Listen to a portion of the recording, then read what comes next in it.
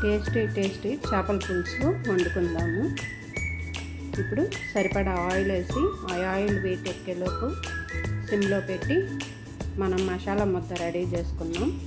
2 medium size ఉల్లిపాయలు, 2 medium size టమాటాలు, అల్లం వెల్లుల్లి, 4 పచ్చిమిర్చి, ఎండు కొబ్బరి అన్నీ కలిపి మిక్సీ పట్టుకొని ముద్దలాగా తయారు చేసుకున్నాం. మసాలా ముద్ద అది ఆయిల్ వేడెక్కాక మనం సిమ్లో పెట్టుకొని బాగా అది ఆయిల్లో బాగా వేయించుకోవాలి. ఆయిల్ అంతా పైకి వచ్చేదాకా. చింతపండు కూడా నానబెట్టుకున్నాము.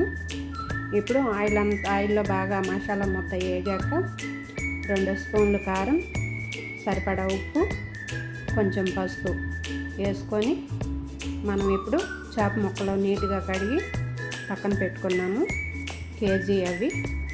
ఇప్పుడు ఆ చేప ముక్కలు వేసుకొని ఆ మసాలా అంతా ఆ చేప ముక్కలకు పట్టిద్దాము. మూత పెట్టి మగ్గించి ఈ లోపల మనం చేపల పులుసు తీసి పక్కన పెట్టుకున్నాము.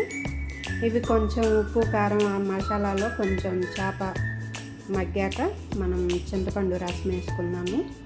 అలా మసాలా అంతా ఒక్కసారి పట్టించేసి మూత పెట్టి ఒక 10 నిమిషాలు మగ్గించుకున్నాం. మీడియం మంట పైనే.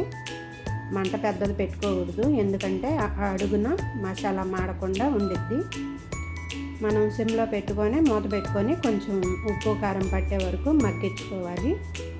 ఇప్పుడు మనం చింతపండు రసం తీసి పక్కన పెట్టుకున్నాం కదా, ఆ చింతపండు రసం వేసుకొని ఒక్కసారి ముక్క చెదరకుండా మనం ఆ బాండీని అలా కదిపితే మసాలా అంతా పైకి వచ్చేసిద్ది. పులుసులో కలిసి ముక్క ఆ పులుసు మసాలాలో బాగా ఉడికిద్ది.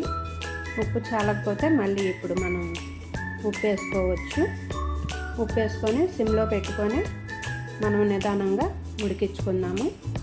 ఇప్పుడు ఉప్పు వేసుకొని కొంచెం పైన కరివేపాకు చల్లుకుంటే ఆ కరివేపాకు ఫ్లేవర్ బాగా దిగుద్ది. చాలా టేస్టీగా కమ్మగా ఉంటుంది. స్మెల్ బాగుంటుంది. ఒకసారి అలా ట్రై చేయండి. ఇప్పుడు మనం మూత పెట్టి మీడియం మంట పైన ఉడికించుకుందాము చేపల పులుసు నిదానంగా. నా ఛానల్ ఎవరైనా ఫస్ట్ టైం చూస్తుంటే ఫ్రెండ్స్ లైక్ చేయండి, షేర్ చేయండి, సబ్స్క్రైబ్ చేసుకోవడం మర్చిపోకండి. అలా ముక్కలన్నీ ఒక్కసారి సరి చేసి పొడి మసాలా కూడా వేసుకొని ఒక 2 స్పూన్లు మూత పెట్టి పులుసు బాగా దగ్గరికి రానివ్వాలి. బాగా దగ్గరికి వచ్చింది కదా ఫ్రెండ్స్. ఇప్పుడు కూర దగ్గర పడింది. ఈ టైంలోనే మనం కొత్తిమీర వేసుకొని కొంచెం సిమ్లో పెట్టుకొని బాగా మగ్గించుకుందాము. ముక్క చెదరకుండా ముక్కగానే బాగా వచ్చింది. ఇప్పుడు ఈ టైంలో మనం కొత్తిమీర వేసుకొని చక్కగా మూత పెట్టుకొని మగ్గించుకుంటే కొత్తిమీర ఫ్లేవర్ కూడా బాగా పట్టిద్ది. ఇలా చేసుకుంటే ఫ్రెండ్స్ చేపల పులుసు చాలా టేస్టీగా చాలా బాగుంటుంది. కమ్మగా ఉంటుంది. 2 రోజులైనా బాగుంటుంది కూర. రేపటికైతే ఇంకా బాగా టేస్ట్ వస్తుంది. ఇప్పుడు వేడి అన్నం వండుకున్నాము. అలాగే చేపల కూర కూడా రెడీగా ఉంది. ఇప్పుడు మనం తిందాం చేపల కూరతో, చేపల పులుసుతో.